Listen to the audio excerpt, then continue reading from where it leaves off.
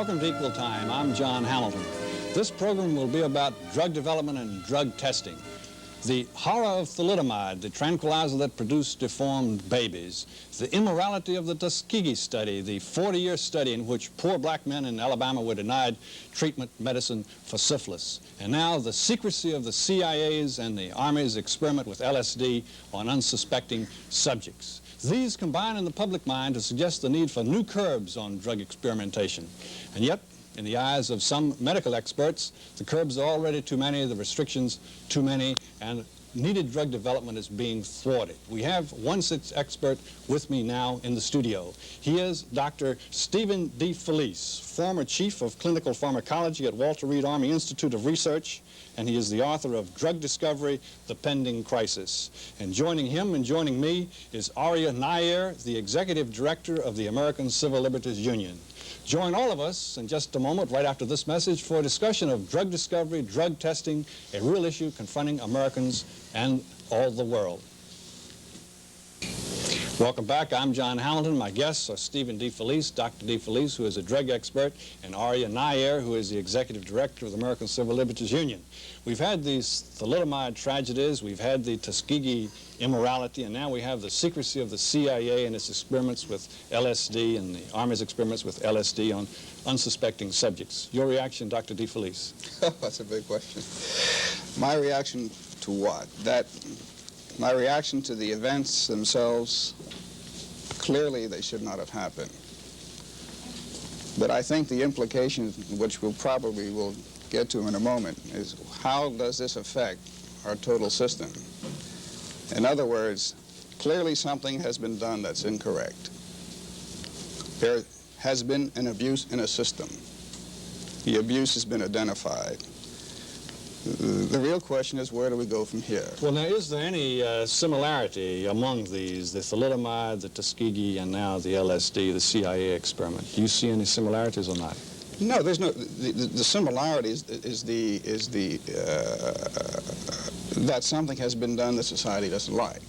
The thalidomide and the LSD experiment were kind of different. Tuskegee is clearly. You can never understand why a Tuskegee occurred. Tuskegee was a big mistake. A 40-year mistake, correct? A long mistake, and I don't know how the darn thing happened, but it happened. And clearly, I'm sure Ms. Nyers will agree to this, that you can't let these things happen. I'm not worried about that. We're always going to have bad events in the best of all systems. You have it in religion, you have it in governments, you have them with lawyers and physicians. But I'm worried about the overreaction to such an event. And I suspect, in fact, we already have overreacted to thalidomide. And what has occurred now is that we don't have the new therapies that we need. And it's not pleasant to contemplate that people exist with multiple sclerosis, muscular dystrophy, arthritis, 23 million people with arthritis. It's not pleasant to contemplate this and see there's very little on the horizon to handle these diseases. You're saying that not enough new drugs are being developed. You're worried about the overreaction to thalidomide, the overreaction to Tuskegee, and now the overreaction to the CIA's use of LSD. Right. I wonder if we could get Mr. Nair's reaction to these. Well, I don't think that's overreaction. Are you going to overreact, Mr. Nair? I suppose, but I don't think that there's any overreaction. I think that the reaction to these kinds of things is fairly healthy. In fact, I'm a little surprised that the Tuskegee experiment, for example, didn't arouse even more shock in the American public than it did. I think that Dr. D. Felice is undoubtedly right that there is a need for drug experimentation, that there is a great deal that medical science has to do in order to help people. The question is, I think, setting ground rules for that medical experimentation. Inevitably, I suppose, and Dr. D. Felice obviously knows more about this than I do, inevitably there will be people who are going to be hurt by medical experimentation. I suppose that's what's meant by experimentation. But the question is, how do we regulate it? How do we be sure that The people who are hurt go into what they're doing with their eyes as wide open as possible, as fully apprised as possible of the potential dangers, and if knowing all of the potential dangers, people are still willing to be altruistic and to subject themselves to experiments, then I think society can only be grateful to them. All right, now let's talk on this program mostly about the CIA's and the Army's use of LSD. We've had the thalidomide tragedy. It's been exposed, it's been discussed, and it was horrible. And we've really had the Tuskegee study, and you were surprised that there wasn't more reaction to it. Yes. But this broke about 1972 and 1973. The most recent news involves the CIA, involves the Army, and involves experimentation with LSD, apparently on unsuspecting persons. Yeah. Do you think this is a widespread abuse, Dr. DeFelice? You're worried, I guess, that it undermines legitimate research, or would you consider this legitimate research? Well, it depends. It's probably legitimate and not legitimate, like most things in life. I don't know enough about it. Let me first of all say I don't think any of us here knows enough about this, but the LSD experiment exemplifies the kinds of experiments that were done in the 50s, the early 60s. Our morality was a little bit different then. We keep forgetting that we've changed our moral structure. Informed consent, where, as Mr. Nair said, where someone is informed what's going to be done to his body if he's given a drug or any kind of experiment, is a modern moral doctrine. In other words, it did not exist in the 50s. Are you saying it didn't exist just a few short years ago? It did not exist. Most of our morality did not exist. Our legislative morality, a few short years. We used to praise, during the Second World War, human volunteers in prison. We used to say, let's experiment on the prisoners. It was a wonderful thing. Now it's a bad thing. What happened? Is it so new, Mr. Nair? Well, experimentation in prisons has been going on a very long time, and it's extraordinarily widespread. Dr. DeFelice says we said it was a wonderful thing, and I suppose that if you look at the number of prisoners who participate in drug experiments, you would have to believe that these are the outstanding people in the world. They're saints. They're all willing to subject themselves to these terrors for the betterment of humankind as a whole. They're willing to be the guinea pigs so that the rest of us can benefit and we won't suffer the dread diseases that Dr. DeFelice is trying to cure. I don't think that it really is that prisoners are people of superior morality. I think they're a confined population, and they're much easier to use as guinea pigs. It raises a question as to whether they are volunteers, and this is something that Dr. DeFelice, you spoke of earlier, that people ought to volunteer, that they've been volunteering, and that you hope that they continue volunteering. But the issue with the Army, the use of soldiers and the use of prisoners, and even the use of the CIA agents who themselves felt they weren't really free to refuse to take this drug. That raises a question, does it not, as to whether these people were really volunteers? You like the CIA question, don't you? Let me just, first, before we go to that, and I get a little bit disturbed with Mr. Nair's language. This really turns me off to use modern vernacular, because the terrors of human experimentation, I don't know what they are in prison, particularly today. Human experimentation is relatively safe. It's a kind of safe thing. They're finding an awful tough time within modern society now to find evils in the human experimentation system in prison. So what I'm saying, I think the fact that human experimentation is built up as being exceptionally dangerous is not true as a rule, if it is done properly. Dr. DeFelice, if it's true that human experimentation is not a very dangerous thing, why shouldn't it be possible for doctors who understand what dangers there might be to go to ordinary American citizens and say, look, this isn't terribly dangerous. We can show you our past record. We haven't hurt very many people. Why don't you, the good citizens, agree to help in advancing medical science by helping us to experiment on you with these drugs? Why resort to prisoners to such an overwhelming extent? Because I'm not arrogant enough to say that the prisoner does not have a right to make a decision. In other words, I think, I've worked in the prisons, and I've done experiments in prisons, and I think most of the data generated, Mr. Myers, if you look at data, I'm a data man, I like to look at facts and figures, that most of the data generated say that the prisoners find this one of the few socially beneficial things they do. They're there for rehabilitation. I appreciate the fact there's a limitation of free will. No one's answered that free will argument. I can argue Kennedy's not free.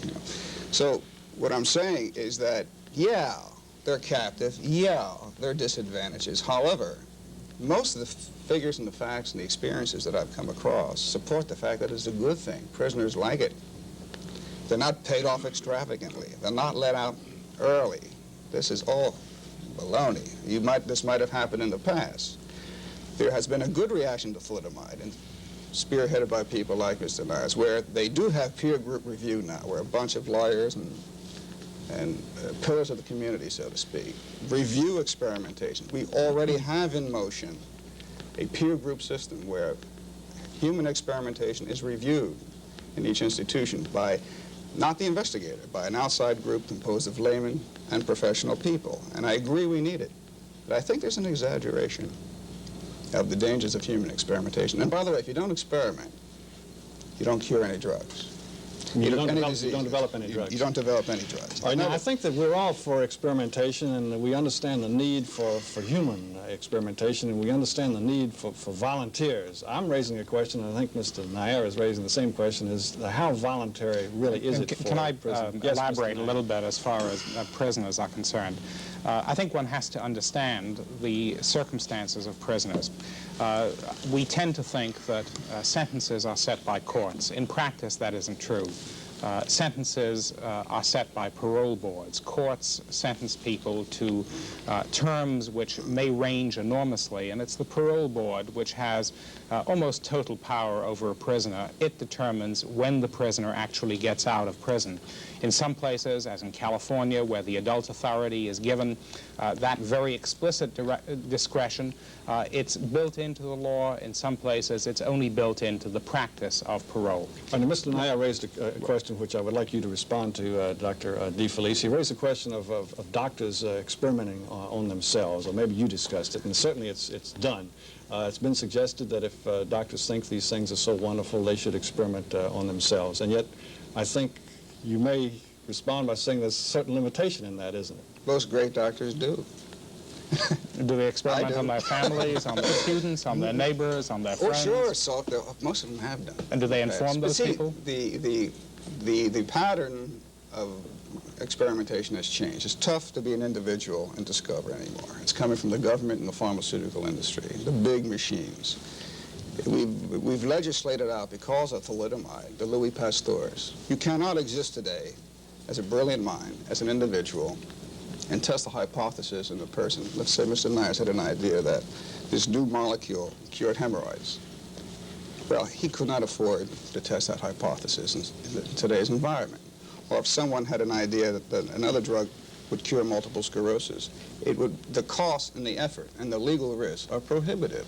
Now, why is that so? Because of the legislation, because the Congress has deemed to pass legislation that says the federal government, which, by the way, is responsible for the LSD experiment, which is responsible for Tuskegee.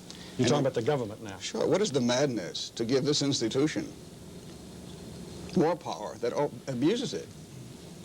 This is a logic that eludes me. Here we want the government to control experimentation, and here the government is the principal agent in perpetrating experiments that we considered immoral. And yet we want to give them more. You know, Auschwitz was government, not the medical profession. Well, legislation also limits what the government can do. So I don't think... When? Well, that's part of the purpose of legislation, for the government to limit what it itself can do. But Mr. Nyers, with respect to the Food and Drug Administration, it's not. In fact, the powers have increased exponentially. Okay. You know that. We've talked about volunteers and how voluntary it really is for, say, someone who's incarcerated who may want an early parole. He may be enticed into a sort of an experiment. Now, how difficult is it to get the sort of volunteer that Mr. Nair mentioned, the so-called, quote, average citizen, unquote? I'm all for it. I agree with him there. It's expensive. I'm saying, let's say prisoners are cheap. they only earn sure. 20 cents, 30 cents an hour in prison working on prison industries, and so they need a couple of dollars to buy things at the prison commissary, and you can get them very cheap. Well, and the Army mentioned that it bought its troops for the LSD experiment with $1.50 a day, that was the Yeah, fee. but that's not really the issue. Come on. What is Why it? isn't The that issue, the real issue? let's elevate and go on a higher level. Isn't the issue that here there's a very important, I'm not talking about peanuts and peanut butter. You're talking about human disease. We've got an important problem here because our innovation has stopped. God darn it, in the 50s we had all these drugs coming. It was a golden era in drugs. Came thalidomide, came the Kefauver-Harris legislation, which gave powers to the Food and Drug Administration. The government entered, the consumeristic movement began right about then, a good movement in principle. However, they've overreacted, and they've made it virtually impossible for an individual, for a good mind, to test an idea by testing it in a person. Now, is that true only in this country, or is it true around the world? Food and drug has been, it's happening throughout the world.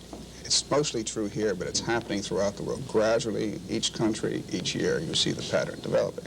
And it's not healthy. It's a degree argument. It's not a principle argument. Now, what sort of protections would you want for I think yourself it is and for your family? Protection I want? I Yes, think you again- just spelled them out. Well, let me... Go ahead, Go Doc. ahead. I think Mr. that Nair. one ought to know as much as possible about the possible consequences, the side effects of the drug. I think that as much as the medical researchers know or suspect, they have a duty to reveal to the people who are the subjects of the experiment. The person who is the subject of the experiment ought to be able to say yes or no about participation in the experiment. The person ought not to be coerced by some other power of the state. If the person is in the armed forces, there's a very special coercive power that the armed forces has over that person. The same thing is true in prisons. It's very dangerous to allow drug experimentation in those places.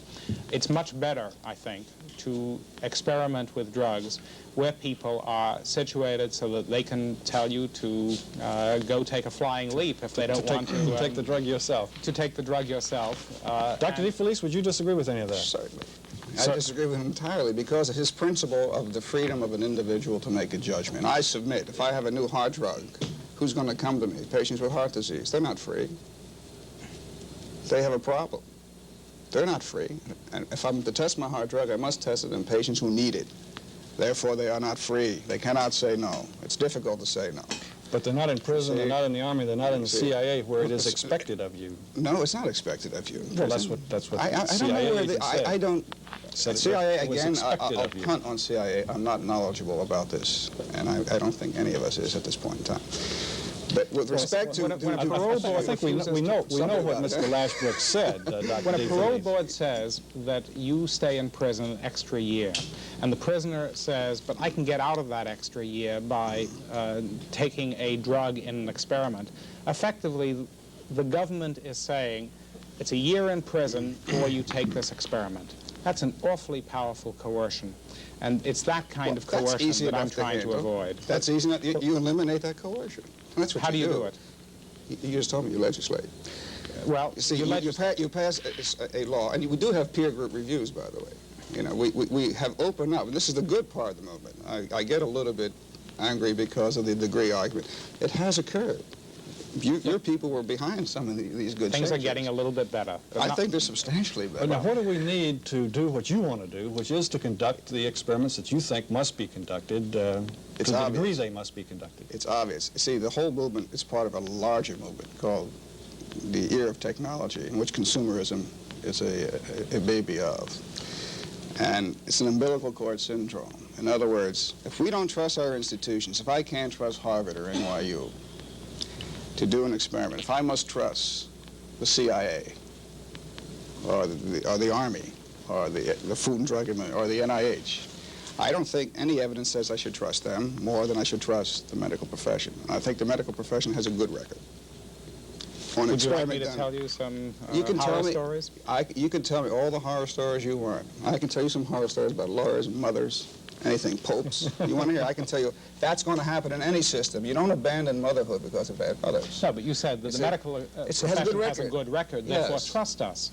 But I didn't say trust us. I said you must trust your institutions, which is a little bit different. You don't trust it. I have a different. He said you must trust the medical profession as much as you trust the government. By the way, which is not very much. By the way, I'm not finished because I'm not talking laissez-faire, even though it's marvelous laissez-faire. I'm not talking that. What I'm talking about is that the federal control of human experimentation before a drug is marketed. There's where your problems are. People don't realize that. The horrors with drugs occur with digitalis, with insulin, with the penicillins, not the horrors, but the bad effects of drugs, because why? Those patients take it at home. They're traveling. They're not controlled by the investigator. That's where your problem is. We need safer drugs to replace digitalis, to replace the penicillins, okay? To replace the insulin. Paradoxically, the consumer is preventing us from developing new drugs to make safer ones. So they're making those people suffer out there because of the horrors that I can't quite find recently. Now, Dr. DeFelice, what do you want society to do? Oh, we need a great man in Washington. We don't have him, do we? We need a great man in Washington. We need a leader. What would a great man in Washington do? A great man in Washington would take it to the public and say, look, can one reverse regulatory trends these days? I doubt it. I'm very pessimistic. Who's going to get up and say we should increase human experimentation and decentralize it and lose an election? Who's going to do that? Kennedy? He's doing just the opposite. By the way, Kennedy believes what he believes in. I'm convinced of that. But he's a powerful force to decrease innovation in medicine because he's increasing the legislation that Mr. Myers wants. He's going to increase it. He's going to make it virtually impossible for anybody to discover anything. Mr. Nair, he says that we need fewer controls, we need more experimentation, and we don't need big brother government looking over the experimenter's shoulder. What do you say? I'm hardly one for big brother government, but informed voluntary consent doesn't seem to me very much to ask for. I'm all for that. I'm not saying that we have peer group review. We have voluntary consent. I agree on all these things. I think they can be handled on the institutional level. Once the government gets involved, I'm an old pro with this, Mr. Myers.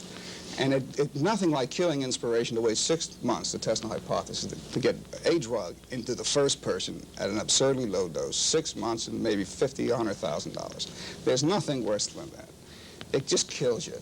So what do? You keep pushing the penicillins and you keep pushing the same old diuretics and you just give up.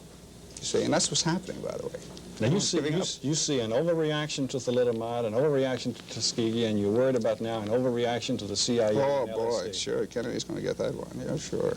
Is there going to be an overreaction, Mr. Nair? Well, when people discover that the CIA is a pusher, I would expect them to react in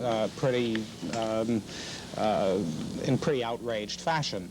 I think that the trend that is going on right now is to look at compulsory institutions, mental hospitals, prisons, and the like, and see what actually takes place within them and find out whether the consent is voluntary, whether prisoners are pressured to consent to these drugs because of parole decisions or because of money which buys them essentials at the commissary, and to try to see to it that they only participate on the same grounds as anybody else. Dr. DeFelice, can you live with that? You're a harumph. I've always been for informed consent, but I'm saying who's going to look into the institutions? The lawyers?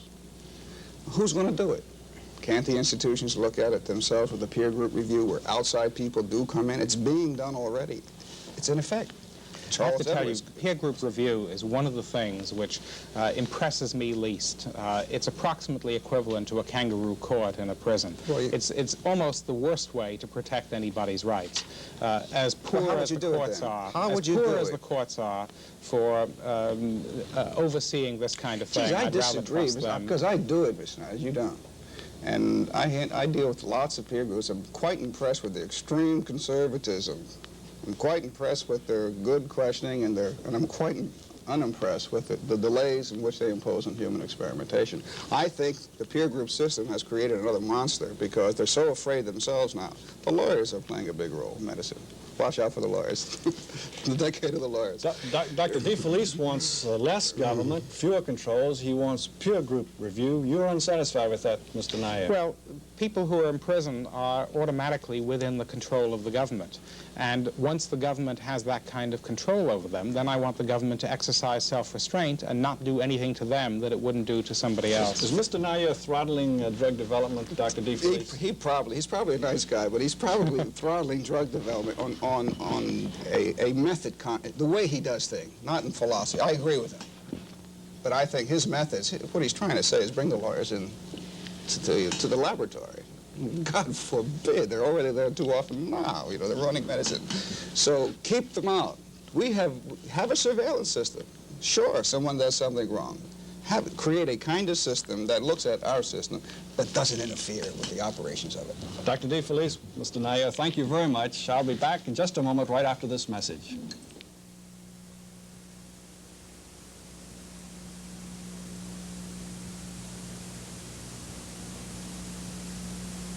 Drug development, I believe that both of my guests agree with that, but we need some method of control, some sort of controls which will give the public an assurance that it too is protected. I think that there is an element of coercion when a member of the CIA says it was expected of you. And I think that the public has a right to expect more of its government. I want to thank Dr. D. Felice for being with me and Mr. Nair. Now, for Equal Time, I'm John Hamilton, and thank you.